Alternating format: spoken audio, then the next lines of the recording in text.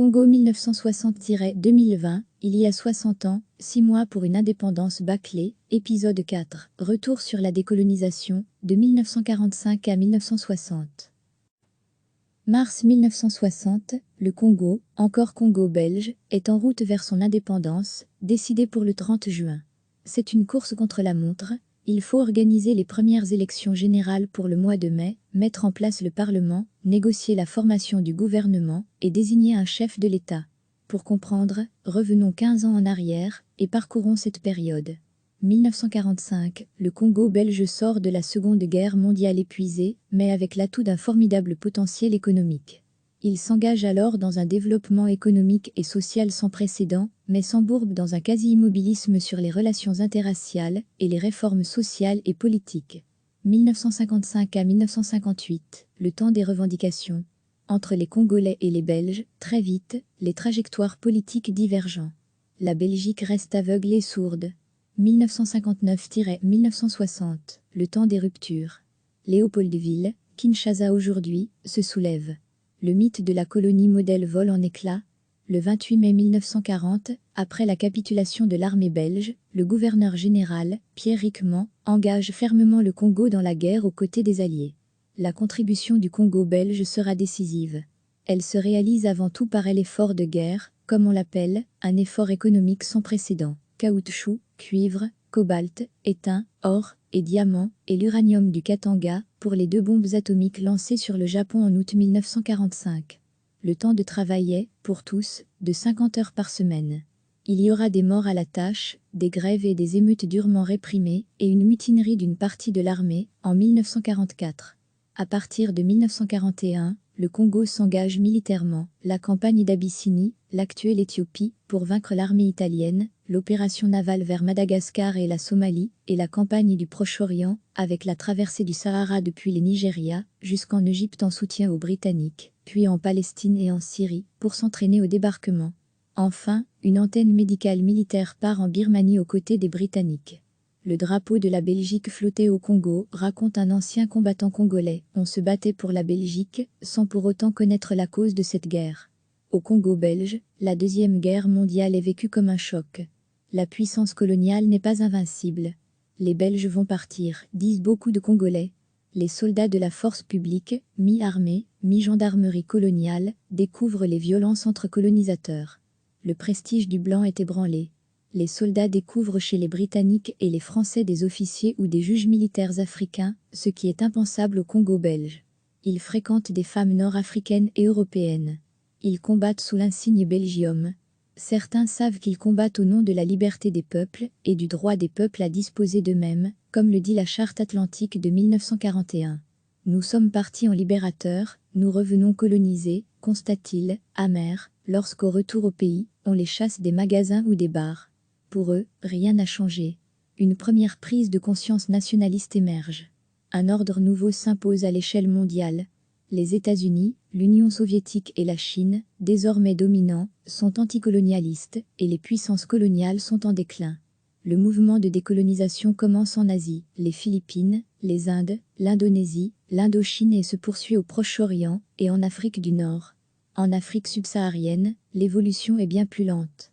Après le Soudan, le Ghana bénéficie d'un régime de large autonomie, puis de l'indépendance. Le reste de l'Afrique noire ne sera concerné qu'à partir de 1960. Le mouvement est lancé, la Belgique, pourtant, ne se préoccupe guère du Congo. Après la guerre, de 1945 à 1958, la reconstruction, la question royale et la guerre scolaire sont les priorités dans la métropole. Il n'y a aucun débat politique sur la colonie ou sur la décolonisation. Au Congo belge, en revanche, certaines prises de position vont dans le sens d'une évolution politique. Le gouverneur général Riquemont déclare à son départ en 1946 « Les jours du colonialisme sont révolus, l'œuvre coloniale va connaître ses beaux jours, une œuvre qui doit bénéficier avant tout aux Congolais, comme le veut la charte de l'ONU, et dans le désintéressement de la part de la métropole. » Ses successeurs engagent un plan décennal de développement des infrastructures et de réalisation sociale au profit des Congolais, cités noires, hôpitaux, écoles. Il prône aussi des réformes pour associer les Congolais à la décision publique et modifier les relations entre blancs et noirs, elles seront bloquées à Bruxelles, malgré l'avertissement du gouverneur Eugène Ginger. La main tendue trop tard risque d'être refusée. Dans le monde colonial, quelques personnalités perçoivent l'évolution des attentes des Congolais et prônent des réformes. Elles ne seront pas entendues. L'Église catholique, par exemple, compte des missionnaires rétrogrades, mais aussi des religieux proches des Congolais et contribuant à leur émancipation.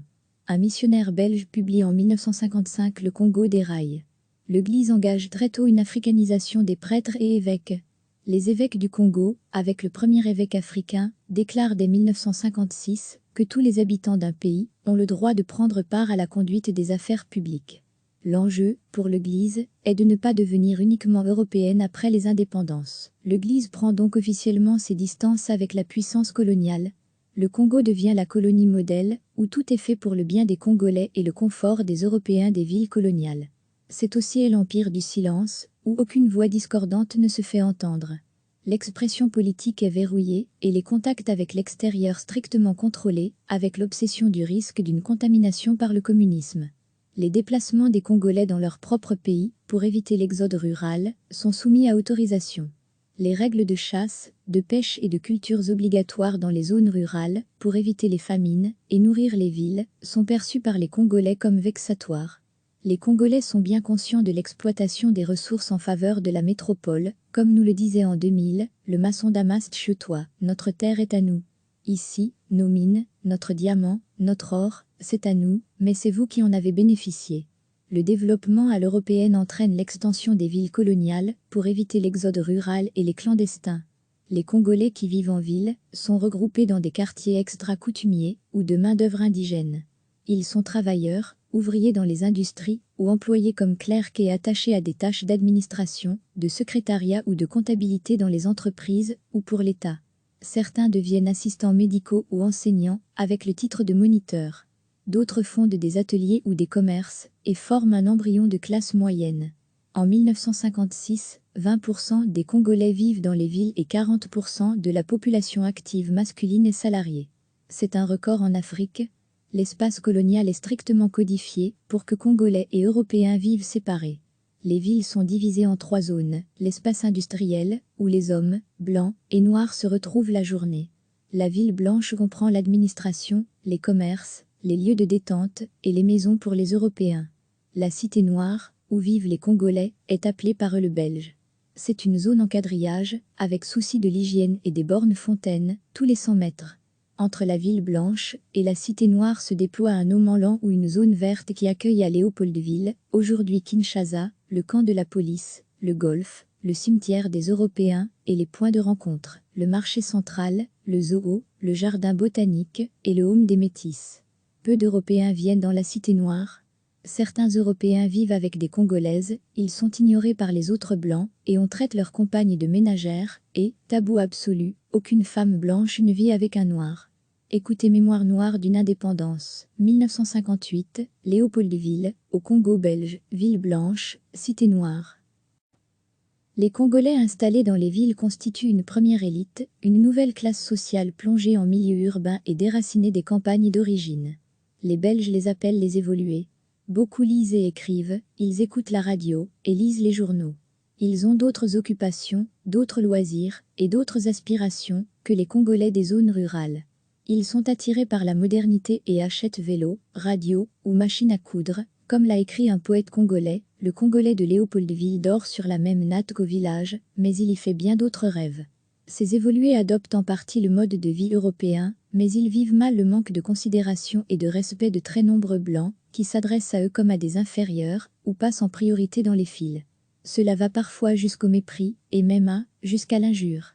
Paul Lomami Tshibamba écrira dès 1946 dans La Voix du Congolais, un article qui décrit leur amertume, et même leur désarroi. Que serons-nous dans le monde de demain ? Les travailleurs et les employés congolais terminent leur travail à 17 h et doivent avoir quitté la ville blanche à 18 h.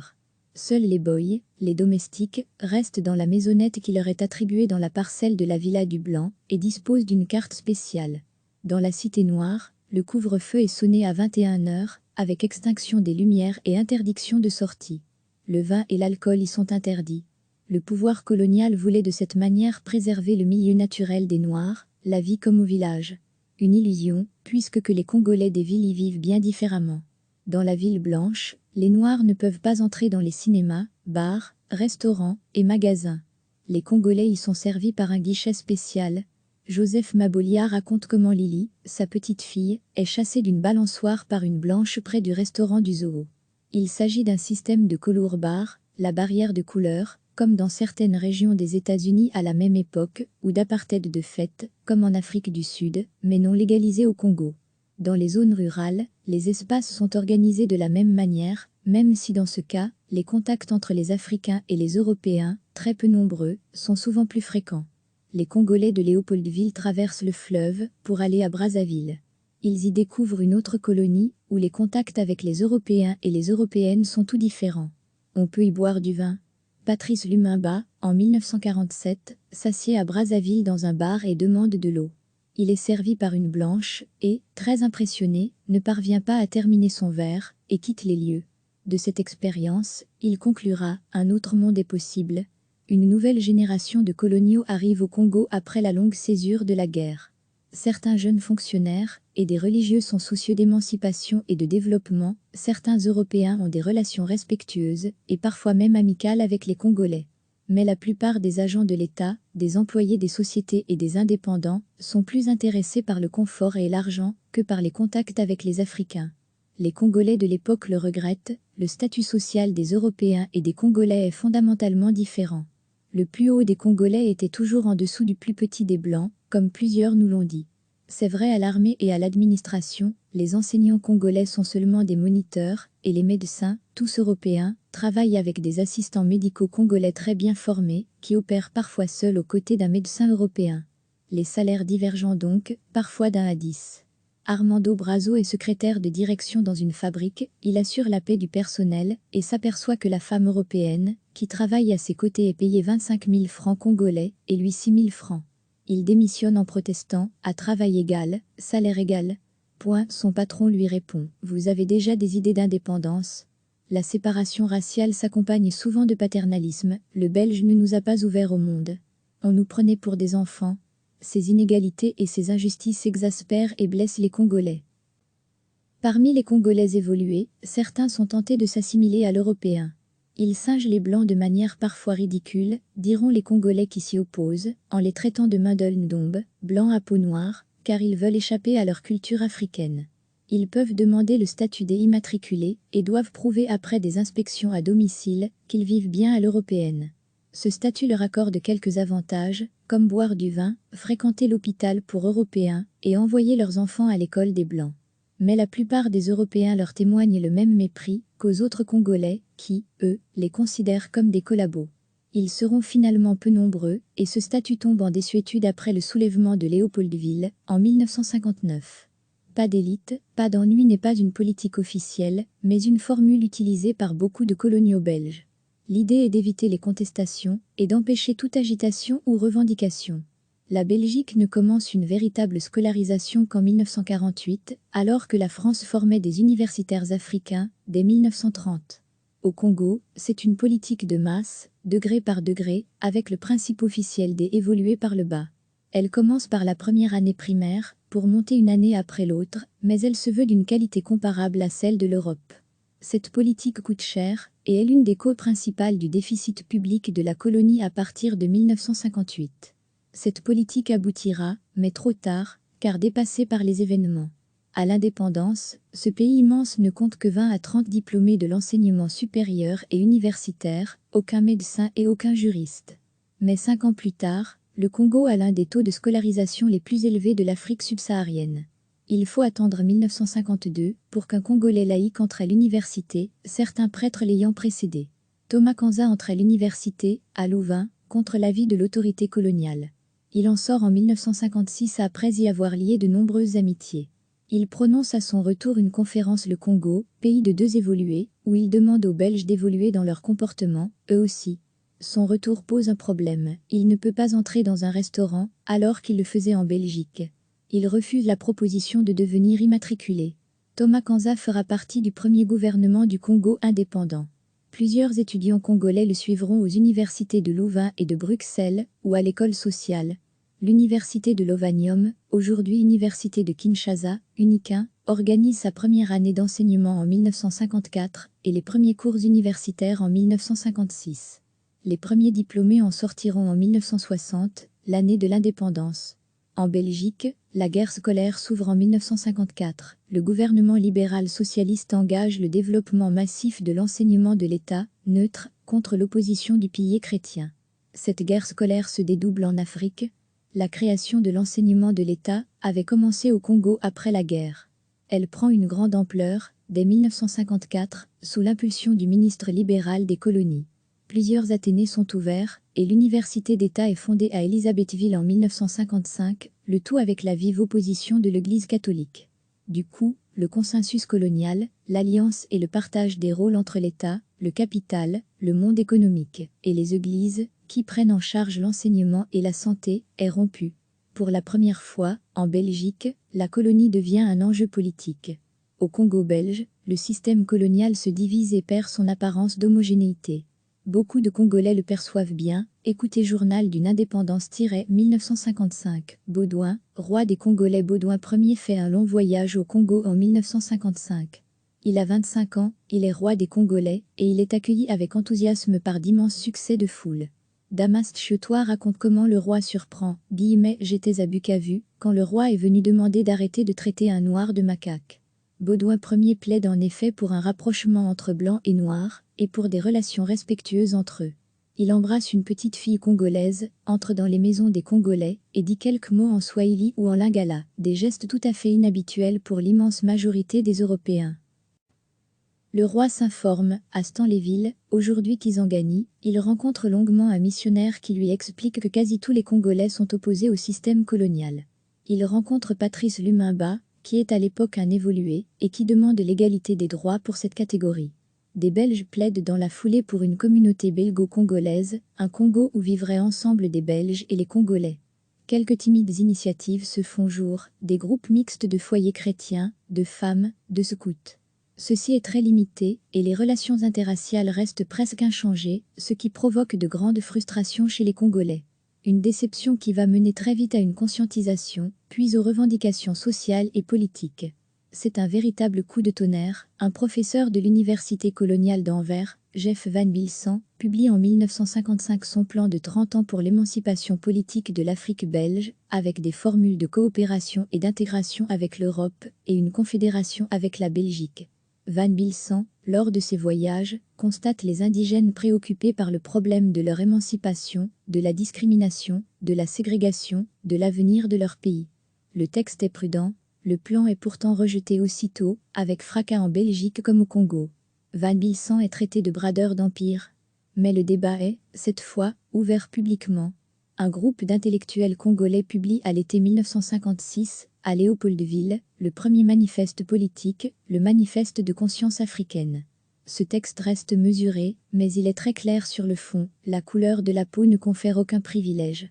Nous rejetons avec véhémence le principe, égaux, mais séparés. Il demandait l'émancipation totale, politique, économique et sociale, et la participation des Congolais à la décision politique.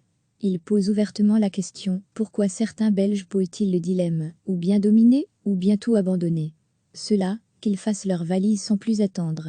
Le manifeste appelle beaucoup d'Européens à modifier leur attitude, et à abandonner mépris, ségrégation raciale, vexation, condescendance, et paternalisme. Le manifeste rejette toute idée d'assimilation. Nous voulons être des Congolais civilisés, et non des Européens à peau noire. Écoutez le 30 juin 1956, le manifeste de conscience africaine. Quelques semaines plus tard, l'Alliance des Bas-Congo, ABACO, au départ une association culturelle et devenue désormais un parti politique non autorisé, critique l'approche politique de conscience africaine. L'ABACO déclare que la présence blanche ne peut être que temporaire et exige l'émancipation aujourd'hui même, les droits politiques et toutes les libertés. Et son manifeste cite l'ancien gouverneur général Rickman, qui écrivait de manière prémonitoire en 1948. Des émancipations tardives, l'histoire n'en a jamais connu, parce que quand l'heure est venue, les peuples n'attendent pas. Si l'on tarde, ce n'est plus l'émancipation qui termine la crise, c'est la haine, la révolte, la rupture. Le mouvement est lancé, et dès lors deux trajectoires politiques prennent une dynamique opposée pour s'écarter rapidement l'une de l'autre. L'immobilisme et l'aveuglement du monde colonial, et de la Belgique, avec en face, la montée en puissance des revendications des Congolais, leur propagation rapide dans toutes les régions du pays, d'abord dans les milieux urbains, ensuite dans les vastes zones rurales. À partir de 1957, la vie politique et sociale au Congo prend un tournant important. De premières élections, envisagées dès 1948, sont enfin organisées dans les grandes villes, avec l'élection de conseillers et de bourgmestres congolais, coiffés toutefois par un premier bourgmestre belge. Pour la première fois, des Congolais exercent des responsabilités publiques, et les élus congolais font preuve de grande maturité politique. La population adhère aux revendications sociales et politiques, comme le dit Alfred Yongolo, tout le monde voulait s'affranchir de la tutelle des Blancs. Tous, même les travailleurs, et ceux qui n'ont pas suivi l'école. Les employés congolais des grandes villes lisent les journaux et écoutent la radio. Comme le raconte par exemple l'historien Jean-Marie Mutamba, après la nationalisation du canal de Suez par l'Égypte et l'intervention militaire franco-britannique. J'avais 11 ans. Mon père était assistant médical, il suivait la crise de Suez. J'écoutais la radio égyptienne, et je lui racontais. Les Congolais s'intéressaient à la politique. Les idées circulaient. Point. Des journalistes congolais travaillent dans les rédactions des journaux de la colonie avec leurs collègues européens, à égalité, comme Moussa Camus. Les frères Kanza créent le journal Congo, avec une vision nationale et africaine, un journalisme de combat, et nous pouvions nous exprimer librement. Les syndicalistes belges soutiennent la création de syndicats pour Congolais et commencent à former une première génération de leaders syndicaux congolais, comme André Boboliko, qui sort de l'école sociale, à Bruxelles, en 1957. Des militants européens s'installent dans la Cité Noire. La liberté syndicale est acquise cette année-là. Écoutez 1957. Élections, partis, syndicats, médias. L'Expo 58 s'ouvre à Bruxelles en avril. Un événement majeur conçu pour valoriser l'image de la Belgique. C'est aussi la vitrine de la colonie modèle, avec deux pavillons, celui de l'État colonial et celui des missions. Un millier de Congolais découvrent ainsi la métropole, alors qu'ils ne peuvent circuler librement au Congo. C'est l'occasion de découvrir leur pays par les rencontres entre eux, venus de toutes les régions du Congo et du Rwanda-Burundi. Et l'occasion de rencontres amicales, avec les Belges de Belgique chaleureux, plus ouverts et plus accueillants que ceux du Congo. Joseph Mabolia est du voyage. Il raconte son premier étonnement, des Belges travaillaient dur, ils étaient maçons, ils balayaient les rues, ils nettoyaient les toilettes. Le blanc n'est pas toujours un patron ou un chef. Les Congolais sont logés dans un centre d'accueil à côté du musée de l'Afrique centrale, à Tervuren. Ils parlent avec les femmes qui leur servent les repas, font les chambres et les appellent monsieur. Elles étaient comme nos sœurs, et ils découvrent qu'il y a des pauvres en Belgique, comme cette vieille femme, qui ramasse du bois dans la forêt. Un administrateur belge doit vérifier le respect du retour à 21 heures, comme à Léopoldville. Il devra y renoncer très vite. Le pavillon de l'État organise un zoo humain, un village congolais avec un couple venu de la forêt et leur enfant, et qui mime ses occupations habituelles. Les visiteurs ont parfois des comportements dégradants, comme de jeter des bananes, ou de voir, si l'enfant a une queue. Les Congolais voient les grandes manifestations de la fin de la guerre scolaire. Ils manifestent aussi, et déploient des pancartes. Nous nous sommes rebellés, nous avons refusé de travailler. Soutenus par les quelques étudiants congolais et par le pavillon des missions, ils obtiennent la fermeture du village congolais. Les Congolais découvrent à Bruxelles les milieux progressistes et anticoloniaux, comme le mouvement Présence africaine. Ils échangent et discutent entre eux. Dans un grand bouillonnement intellectuel, ils parlent pour leur pays d'un régime d'autonomie et envisagent la création d'un parti politique national. L'Expo 58 est donc un moment clé dans la maturation politique du pays. En octobre, le Mouvement national congolais, MNC, premier parti à vocation nationale, est créé autour de plusieurs leaders, dont Patrice Lumumba. Écoutez Mémoire noire d'une indépendance N°2, 1959, le soulèvement de Léopoldville et l'Expo 58, le 24 août 1958, le général de Gaulle est à Brazzaville, la capitale du Congo français, sur l'autre rive du fleuve, accessible par les vedettes en 20 minutes de traversée. De Gaulle vient proposer aux colonies d'Afrique subsaharienne un choix simple, l'indépendance ou un régime d'association dans une communauté franco-africaine, une union française comparable au Commonwealth. De Gaulle lance alors à la foule au stade la phrase célèbre l'indépendance, quiconque la veut peut la prendre aussitôt. À Léopoldville, on écoute la radio du Congo-Brazzaville, et tout le monde a entendu le mot « indépendance ». En Belgique, quasi personne ne perçoit la montée des revendications. En juillet 1958, le ministre des colonies souligne qu'il n'y a rien, aucun projet, si menu soit-il sur l'avenir de Congo. Le ministre met alors sur pied un groupe de travail pour rédiger un projet de réforme politique. Ce groupe terminera ses travaux fin 1958, juste avant le soulèvement de Léopoldville, mais il ne compte aucun Congolais. Veut-on faire le Congo sans les Congolais ? Guillemets dénonce le journal Congo. Et Labaco rejette la formule « c'est tout pour les Noirs, sans les Noirs, loin des Noirs ». 3 leaders congolais participent à la conférence panafricaine d'Accra, au Ghana, en décembre 1958, dont Patrice Lumumba. Le pouvoir colonial s'inquiète et interdit à Joseph Kasavubu, président de Labaco et bourgmestre, de s'y rendre. Le Ghana a obtenu l'indépendance totale de son pays en mars 1957, après 6 ans de large autonomie. Le président ghanéen Nkrumah veut soutenir les autres pays africains dans leurs revendications politiques. Les résolutions de la conférence ne sont que des vœux et des projets, mais la ligne est claire. Tous les pays africains doivent accéder à leur indépendance, dès 1960. Le 28 décembre, Patrice Lumumba tient le premier meeting politique du Congo, en présence de 8 000 à 10 000 Congolais, curieux de savoir ce qu'on a décidé à Accra. Lumumba y consacre son importante évolution politique. La conférence demande l'indépendance immédiate de toute l'Afrique et qu'aucun pays en Afrique ne peut rester sous domination étrangère au-delà de 1960. Le rêve de toute l'Afrique, y compris du Congo, est de devenir un continent libre, indépendant. Patrice Lumumba reconnaît le progrès économique et social mais constate, là où le bas blesse, c'est que le gouvernement belge a négligé l'émancipation politique des Congolais. Le MNC, lui, veut la libération du peuple congolais du régime colonialiste et son accession à l'indépendance, qui n'est pas un cadeau, mais un droit. Le texte de ce discours est publié intégralement dans un journal congolais, le 3 janvier 1959. Le mécontentement est généralisé et la crise économique est là. Il y a des dizaines de milliers de Congolais sans emploi. Tout est prêt pour une explosion. Lire aussi, le 4 janvier 1959, au Congo belge, le soulèvement de Léopoldville. Une semaine plus tard, les leaders de Labaco veulent tenir leur meeting après la conférence d'Accra. Le pouvoir colonial redoute l'agitation. Le meeting est interdit, mais trop tard. La foule est là, et des incidents éclatent à la sortie du stade tout proche. La ville s'embrase, c'est le pillage des magasins, des écoles, des églises et des équipements publics, ensuite l'émeute aux cris d'indépendance. Dit Panda. La foule part attaquer la ville blanche. Les émeutiers sont arrêtés par la police, puis par la force publique, enfin par l'armée belge. Le soulèvement de Léopoldville fera entre 200 et 500 morts. Il dure plusieurs jours, et s'étend à d'autres villes du Congo. C'est le choc, le mythe de la colonie modèle a vécu. Les Belges du Congo et de Belgique sont frappés d'incompréhension. Le monde colonial prend peur et s'inquiète de son avenir. Les Congolais basculent dans des revendications intransigeantes et se méfient des hésitations du pouvoir colonial et de Bruxelles.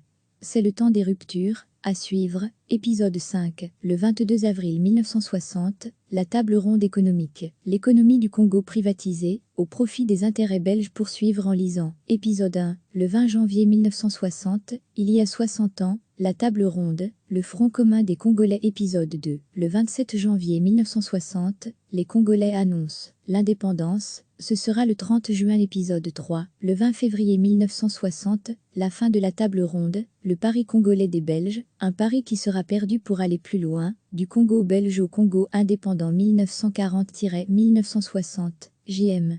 Mutamba, Institut de formation et d'études politiques, Kinshasa, 1998, la crise congolaise, J. van der Linden, Complexe, 1985. Congo 1959 J. Gérard Libois, les dossiers du CRISP, 1961, la décolonisation, P2VO, ABC, grand dossier de la RTBF, 1975, il y a 50 ans, la table ronde belgo-congolaise, GH Dumont, cahier du CRISP, 2010, Belgique, Congo 1960, J. Gérard Libois et J. Hénan, Poli, 1989, Mémoire noire. Les Congolais racontent le Congo belge, 1940 à 1960, Effriquement, Racine RTBF, 2010, ainsi que Mémoire noire d'une indépendance et Journal d'une indépendance, émission radio RTBF de 2000 et de 2010.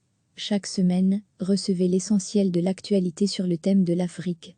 Toutes les infos du continent africain bientôt dans votre boîte de réception. Mars 1960, le Congo, encore Congo belge, est en route vers son indépendance, décidée pour le 30 juin. C'est une course contre la montre. Il faut organiser les premières élections générales pour le mois de mai, mettre en place le Parlement, négocier la formation du gouvernement et désigner un chef de l'État. Pour comprendre, revenons 15 ans en arrière et parcourons cette période. 1945, le Congo belge sort de la Seconde Guerre mondiale épuisé, mais avec l'atout d'un formidable potentiel économique. Il s'engage alors dans un développement économique et social sans précédent, mais s'embourbe dans un quasi-immobilisme sur les relations interraciales et les réformes sociales et politiques. 1955 à 1958, le temps des revendications. Entre les Congolais et les Belges, très vite, les trajectoires politiques divergent. La Belgique reste aveugle et sourde. 1959-1960, le temps des ruptures. Léopoldville, Kinshasa aujourd'hui, se soulève. Le mythe de la colonie modèle vole en éclats. Le 28 mai 1940, après la capitulation de l'armée belge, le gouverneur général, Pierre Riquemont, engage fermement le Congo dans la guerre aux côtés des Alliés. La contribution du Congo belge sera décisive. Elle se réalise avant tout par l'effort de guerre, comme on l'appelle, un effort économique sans précédent. Caoutchouc, cuivre, cobalt, étain, or et diamant et l'uranium du Katanga pour les 2 bombes atomiques lancées sur le Japon en août 1945. Le temps de travail est, pour tous, de 50 heures par semaine. Il y aura des morts à la tâche, des grèves et des émeutes durement réprimées et une mutinerie d'une partie de l'armée en 1944. À partir de 1941, le Congo s'engage militairement. La campagne d'Abyssinie, l'actuelle Éthiopie, pour vaincre l'armée italienne, l'opération navale vers Madagascar et la Somalie, et la campagne du Proche-Orient, avec la traversée du Sahara depuis le Nigeria, jusqu'en Égypte en soutien aux Britanniques, puis en Palestine et en Syrie, pour s'entraîner au débarquement. Enfin, une antenne médicale militaire part en Birmanie aux côtés des Britanniques. Le drapeau de la Belgique flottait au Congo, raconte un ancien combattant congolais. On se battait pour la Belgique, sans pour autant connaître la cause de cette guerre. Au Congo belge, la Deuxième Guerre mondiale est vécue comme un choc. La puissance coloniale n'est pas invincible. Les Belges vont partir, disent beaucoup de Congolais. Les soldats de la force publique, mi-armée, mi-gendarmerie coloniale, découvrent les violences entre colonisateurs. Le prestige du blanc est ébranlé. Les soldats découvrent chez les Britanniques et les Français des officiers ou des juges militaires africains, ce qui est impensable au Congo belge. Ils fréquentent des femmes nord-africaines et européennes. Ils combattent sous l'insigne Belgium. Certains savent qu'ils combattent au nom de la liberté des peuples et du droit des peuples à disposer d'eux-mêmes, comme le dit la Charte atlantique de 1941. Nous sommes partis en libérateurs, nous revenons colonisés, constate-t-il, amer, lorsqu'au retour au pays, on les chasse des magasins ou des bars. Pour eux, rien n'a changé. Une première prise de conscience nationaliste émerge. Un ordre nouveau s'impose à l'échelle mondiale. Les États-Unis, l'Union soviétique et la Chine, désormais dominants, sont anticolonialistes et les puissances coloniales sont en déclin. Le mouvement de décolonisation commence en Asie, les Philippines, les Indes, l'Indonésie, l'Indochine et se poursuit au Proche-Orient et en Afrique du Nord. En Afrique subsaharienne, l'évolution est bien plus lente. Après le Soudan, le Ghana bénéficie d'un régime de large autonomie, puis de l'indépendance. Le reste de l'Afrique noire ne sera concerné qu'à partir de 1960. Le mouvement est lancé, la Belgique, pourtant, ne se préoccupe guère du Congo. Après la guerre, de 1945 à 1958, la reconstruction, la question royale et la guerre scolaire sont les priorités dans la métropole. Il n'y a aucun débat politique sur la colonie ou sur la décolonisation. Au Congo belge, en revanche, certaines prises de position vont dans le sens d'une évolution politique. Le gouverneur général Riquemont déclare à son départ en 1946 « Les jours du colonialisme sont révolus, l'œuvre coloniale va connaître ses beaux jours, une œuvre qui doit bénéficier avant tout aux Congolais, comme le veut la charte de l'ONU, et dans le désintéressement de la part de la métropole. » Ses successeurs engagent un plan décennal de développement des infrastructures et de réalisation sociale au profit des Congolais, cités noires, hôpitaux, écoles. Ils prônent aussi des réformes pour associer les Congolais à la décision publique et modifier les relations entre blancs et noirs. Elles seront bloquées à Bruxelles, malgré l'avertissement du gouverneur Eugène Ginger. La main tendue trop tard risque d'être refusée. Dans le monde colonial, quelques personnalités perçoivent l'évolution des attentes des Congolais et prônent des réformes. Elles ne seront pas entendues. L'Église catholique, par exemple, compte des missionnaires rétrogrades, mais aussi des religieux proches des Congolais et contribuant à leur émancipation. Un missionnaire belge publie en 1955 Le Congo des rails. L'Église engage très tôt une africanisation des prêtres et évêques. Les évêques du Congo, avec le premier évêque africain, déclarent dès 1956 que tous les habitants d'un pays ont le droit de prendre part à la conduite des affaires publiques. L'enjeu, pour l'Église, est de ne pas devenir uniquement européenne après les indépendances. L'Église prend donc officiellement ses distances avec la puissance coloniale. Le Congo devient la colonie modèle, où tout est fait pour le bien des Congolais et le confort des Européens des villes coloniales. C'est aussi l'empire du silence, où aucune voix discordante ne se fait entendre. L'expression politique est verrouillée et les contacts avec l'extérieur strictement contrôlés, avec l'obsession du risque d'une contamination par le communisme. Les déplacements des Congolais dans leur propre pays, pour éviter l'exode rural, sont soumis à autorisation. Les règles de chasse, de pêche et de cultures obligatoires dans les zones rurales, pour éviter les famines et nourrir les villes, sont perçues par les Congolais comme vexatoires. Les Congolais sont bien conscients de l'exploitation des ressources en faveur de la métropole, comme nous le disait en 2000, le maçon Damas Tchiotois, « Notre terre est à nous. Ici, nos mines, notre diamant, notre or, c'est à nous, mais c'est vous qui en avez bénéficié. » Le développement à l'européenne entraîne l'extension des villes coloniales pour éviter l'exode rural et les clandestins. Les Congolais qui vivent en ville sont regroupés dans des quartiers extra-coutumiers ou de main-d'œuvre indigène. Ils sont travailleurs, ouvriers dans les industries ou employés comme clercs et attachés à des tâches d'administration, de secrétariat ou de comptabilité dans les entreprises ou pour l'État. Certains deviennent assistants médicaux ou enseignants avec le titre de moniteur. D'autres fondent des ateliers ou des commerces et forment un embryon de classe moyenne. En 1956, 20% des Congolais vivent dans les villes et 40% de la population active masculine est salariée. C'est un record en Afrique. L'espace colonial est strictement codifié pour que Congolais et Européens vivent séparés. Les villes sont divisées en 3 zones, l'espace industriel, où les hommes, blancs et noirs se retrouvent la journée. La ville blanche comprend l'administration, les commerces, les lieux de détente et les maisons pour les Européens. La cité noire, où vivent les Congolais, est appelée par eux le Belge. C'est une zone en quadrillage, avec souci de l'hygiène et des bornes fontaines, tous les 100 mètres. Entre la ville blanche et la cité noire se déploie un no man's land ou une zone verte qui accueille à Léopoldville, aujourd'hui Kinshasa, le camp de la police, le golf, le cimetière des Européens et les points de rencontre, le marché central, le zoo, le jardin botanique et le home des métis. Peu d'Européens viennent dans la cité noire. Certains Européens vivent avec des Congolaises, ils sont ignorés par les autres blancs et on traite leurs compagnes de ménagères et, tabou absolu, aucune femme blanche ne vit avec un noir. Écoutez Mémoire noire d'une indépendance, 1958, Léopoldville, au Congo belge, ville blanche, cité noire. Les Congolais installés dans les villes constituent une première élite, une nouvelle classe sociale plongée en milieu urbain et déracinée des campagnes d'origine. Les Belges les appellent les évolués. Beaucoup lisent et écrivent, ils écoutent la radio et lisent les journaux. Ils ont d'autres occupations, d'autres loisirs et d'autres aspirations que les Congolais des zones rurales. Ils sont attirés par la modernité et achètent vélo, radio ou machine à coudre, comme l'a écrit un poète congolais, le Congolais de Léopoldville dort sur la même natte qu'au village, mais il y fait bien d'autres rêves.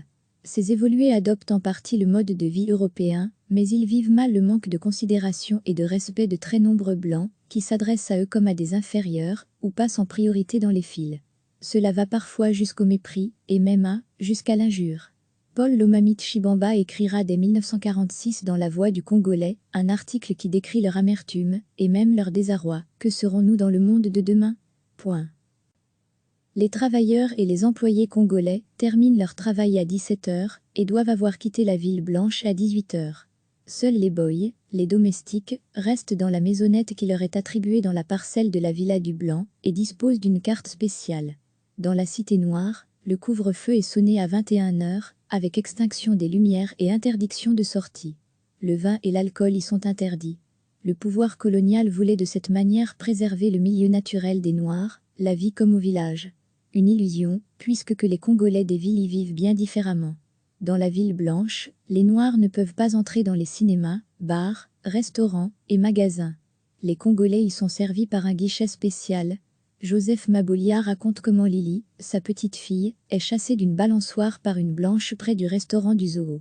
Il s'agit d'un système de color bar, la barrière de couleur, comme dans certaines régions des États-Unis à la même époque, ou d'apartheid de fait, comme en Afrique du Sud, mais non légalisé au Congo. Dans les zones rurales, les espaces sont organisés de la même manière, même si dans ce cas, les contacts entre les Africains et les Européens, très peu nombreux, sont souvent plus fréquents. Les Congolais de Léopoldville traversent le fleuve pour aller à Brazzaville. Ils y découvrent une autre colonie, où les contacts avec les Européens et les Européennes sont tout différents. On peut y boire du vin. Patrice Lumumba, en 1947, s'assied à Brazzaville dans un bar et demande de l'eau. Il est servi par une blanche et, très impressionné, ne parvient pas à terminer son verre et quitte les lieux. De cette expérience, il conclura « Un autre monde est possible ». Une nouvelle génération de coloniaux arrive au Congo après la longue césure de la guerre. Certains jeunes fonctionnaires et des religieux sont soucieux d'émancipation et de développement, certains Européens ont des relations respectueuses et parfois même amicales avec les Congolais. Mais la plupart des agents de l'État, des employés des sociétés et des indépendants sont plus intéressés par le confort et l'argent que par les contacts avec les Africains. Les Congolais de l'époque le regrettent. Le statut social des Européens et des Congolais est fondamentalement différent. Le plus haut des Congolais était toujours en dessous du plus petit des Blancs, comme plusieurs nous l'ont dit. C'est vrai à l'armée et à l'administration, les enseignants congolais sont seulement des moniteurs, et les médecins, tous européens, travaillent avec des assistants médicaux congolais très bien formés, qui opèrent parfois seuls aux côtés d'un médecin européen. Les salaires divergent donc, parfois d'1 à 10. Armando Brazo est secrétaire de direction dans une fabrique, il assure la paix du personnel, et s'aperçoit que la femme européenne, qui travaille à ses côtés est payée 25 000 francs congolais, et lui 6 000 francs. Il démissionne en protestant, à travail égal, salaire égal. Son patron lui répond, vous avez déjà des idées d'indépendance. La séparation raciale s'accompagne souvent de paternalisme, le Belge ne nous a pas ouverts au monde. On nous prenait pour des enfants. Ces inégalités et ces injustices exaspèrent et blessent les Congolais. Parmi les Congolais évolués, certains sont tentés de s'assimiler à l'européen. Ils singent les Blancs de manière parfois ridicule, diront les Congolais qui s'y opposent, en les traitant de Mandol-Ndombe, blancs à peau noire, car ils veulent échapper à leur culture africaine. Ils peuvent demander le statut des immatriculés et doivent prouver après des inspections à domicile qu'ils vivent bien à l'européenne. Ce statut leur accorde quelques avantages, comme boire du vin, fréquenter l'hôpital pour Européens et envoyer leurs enfants à l'école des Blancs. Mais la plupart des Européens leur témoignent le même mépris qu'aux autres Congolais qui, eux, les considèrent comme des collabos. Ils seront finalement peu nombreux et ce statut tombe en désuétude après le soulèvement de Léopoldville, en 1959. Pas d'élite, pas d'ennui n'est pas une politique officielle, mais une formule utilisée par beaucoup de coloniaux belges. L'idée est d'éviter les contestations et d'empêcher toute agitation ou revendication. La Belgique ne commence une véritable scolarisation qu'en 1948, alors que la France formait des universitaires africains dès 1930. Au Congo, c'est une politique de masse, degré par degré, avec le principe officiel des évoluer par le bas. Elle commence par la première année primaire, pour monter une année après l'autre, mais elle se veut d'une qualité comparable à celle de l'Europe. Cette politique coûte cher et est l'une des causes principales du déficit public de la colonie à partir de 1958. Cette politique aboutira, mais trop tard, car dépassée par les événements. À l'indépendance, ce pays immense ne compte que 20 à 30 diplômés de l'enseignement supérieur et universitaire, aucun médecin et aucun juriste. Mais 5 ans plus tard, le Congo a l'un des taux de scolarisation les plus élevés de l'Afrique subsaharienne. Il faut attendre 1952 pour qu'un Congolais laïque entre à l'université, certains prêtres l'ayant précédé. Thomas Kanza entre à l'université, à Louvain, contre l'avis de l'autorité coloniale. Il en sort en 1956 après y avoir lié de nombreuses amitiés. Il prononce à son retour une conférence Le Congo, pays de deux évolués, où il demande aux Belges d'évoluer dans leur comportement, eux aussi. Son retour pose un problème, il ne peut pas entrer dans un restaurant, alors qu'il le faisait en Belgique. Il refuse la proposition de devenir immatriculé. Thomas Kanza fera partie du premier gouvernement du Congo indépendant. Plusieurs étudiants congolais le suivront aux universités de Louvain et de Bruxelles, ou à l'école sociale. L'université de Lovanium, aujourd'hui université de Kinshasa, Uniquin, organise sa première année d'enseignement en 1954 et les premiers cours universitaires en 1956. Les premiers diplômés en sortiront en 1960, l'année de l'indépendance.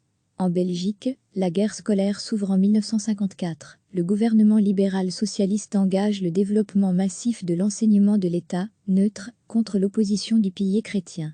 Cette guerre scolaire se dédouble en Afrique. La création de l'enseignement de l'État avait commencé au Congo après la guerre. Elle prend une grande ampleur, dès 1954, sous l'impulsion du ministre libéral des colonies. Plusieurs athénés sont ouverts, et l'université d'État est fondée à Élisabethville en 1955, le tout avec la vive opposition de l'Église catholique. Du coup, le consensus colonial, l'alliance et le partage des rôles entre l'État, le capital, le monde économique, et les églises, qui prennent en charge l'enseignement et la santé, est rompu. Pour la première fois, en Belgique, la colonie devient un enjeu politique. Au Congo belge, le système colonial se divise et perd son apparence d'homogénéité. Beaucoup de Congolais le perçoivent bien. Écoutez Journal d'une indépendance-1955. Baudouin, roi des Congolais. Baudouin Ier fait un long voyage au Congo en 1955. Il a 25 ans, il est roi des Congolais, et il est accueilli avec enthousiasme par d'immenses succès de foule. Damas Chetois raconte comment le roi surprend, « J'étais à Bukavu, quand le roi est venu demander d'arrêter de traiter un noir de macaque. » Baudouin Ier plaide en effet pour un rapprochement entre blancs et noirs, et pour des relations respectueuses entre eux.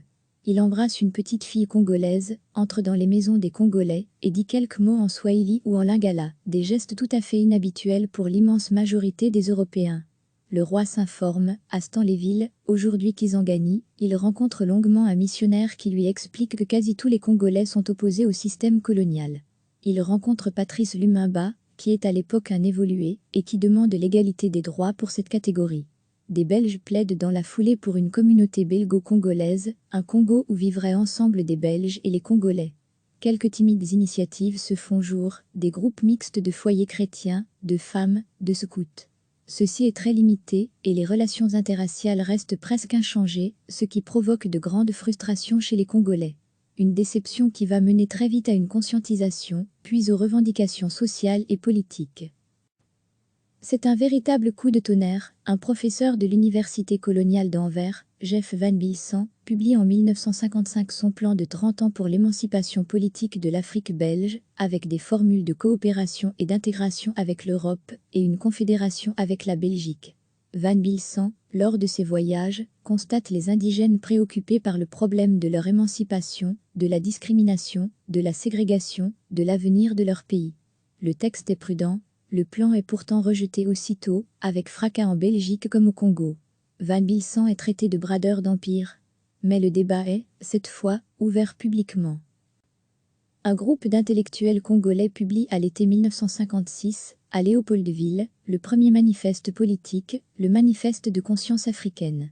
Ce texte reste mesuré, mais il est très clair sur le fond. La couleur de la peau ne confère aucun privilège. Nous rejetons avec véhémence le principe, égaux, mais séparés. Il demandait l'émancipation totale, politique, économique et sociale, et la participation des Congolais à la décision politique. Il pose ouvertement la question, pourquoi certains Belges posent-ils le dilemme, ou bien dominer, ou bien tout abandonner? Cela, qu'ils fassent leur valise sans plus attendre. Le manifeste appelle beaucoup d'Européens à modifier leur attitude et à abandonner mépris, ségrégation raciale, vexation, condescendance et paternalisme. Le manifeste rejette toute idée d'assimilation. Nous voulons être des Congolais civilisés et non des Européens à peau noire. Écoutez le 30 juin 1956, le manifeste de conscience africaine. Quelques semaines plus tard, l'Alliance des Bas-Congo, ABACO, au départ une association culturelle et devenue désormais un parti politique non autorisé, critique l'approche politique de conscience africaine. L'ABACO déclare que la présence blanche ne peut être que temporaire et exige l'émancipation aujourd'hui même, les droits politiques et toutes les libertés. Et son manifeste cite l'ancien gouverneur général Rickman, qui écrivait de manière prémonitoire en 1948. Des émancipations tardives, l'histoire n'en a jamais connu, parce que quand l'heure est venue, les peuples n'attendent pas. Si l'on tarde, ce n'est plus l'émancipation qui termine la crise, c'est la haine, la révolte, la rupture. Le mouvement est lancé, et dès lors deux trajectoires politiques prennent une dynamique opposée pour s'écarter rapidement l'une de l'autre. L'immobilisme et l'aveuglement du monde colonial, et de la Belgique, avec en face, la montée en puissance des revendications des Congolais, leur propagation rapide dans toutes les régions du pays, d'abord dans les milieux urbains, ensuite dans les vastes zones rurales. À partir de 1957, la vie politique et sociale au Congo prend un tournant important. De premières élections, envisagées dès 1948, sont enfin organisées dans les grandes villes, avec l'élection de conseillers et de bourgmestres congolais, coiffés toutefois par un premier bourgmestre belge. Pour la première fois, des Congolais exercent des responsabilités publiques, et les élus congolais font preuve de grande maturité politique. La population adhère aux revendications sociales et politiques, comme le dit Alfred Yongolo, tout le monde voulait s'affranchir de la tutelle des Blancs. Tous, même les travailleurs, et ceux qui n'ont pas suivi l'école. Les employés congolais des grandes villes lisent les journaux et écoutent la radio. Comme le raconte par exemple l'historien Jean-Marie Mutamba, après la nationalisation du canal de Suez par l'Égypte et l'intervention militaire franco-britannique. J'avais 11 ans. Mon père était assistant médical, il suivait la crise de Suez. J'écoutais la radio égyptienne, et je lui racontais. Les Congolais s'intéressaient à la politique. Les idées circulaient. Des journalistes congolais travaillent dans les rédactions des journaux de la colonie avec leurs collègues européens, à égalité, comme Moussa Camus. Les frères Kanza créent le journal Congo, avec une vision nationale et africaine, un journalisme de combat, et nous pouvions nous exprimer librement. Les syndicalistes belges soutiennent la création de syndicats pour Congolais et commencent à former une première génération de leaders syndicaux congolais, comme André Bobolico, qui sort de l'école sociale, à Bruxelles, en 1957. Des militants européens s'installent dans la Cité Noire. La liberté syndicale est acquise cette année-là. Écoutez 1957, élections, partis, syndicats, médias. L'Expo 58 s'ouvre à Bruxelles en avril, un événement majeur conçu pour valoriser l'image de la Belgique.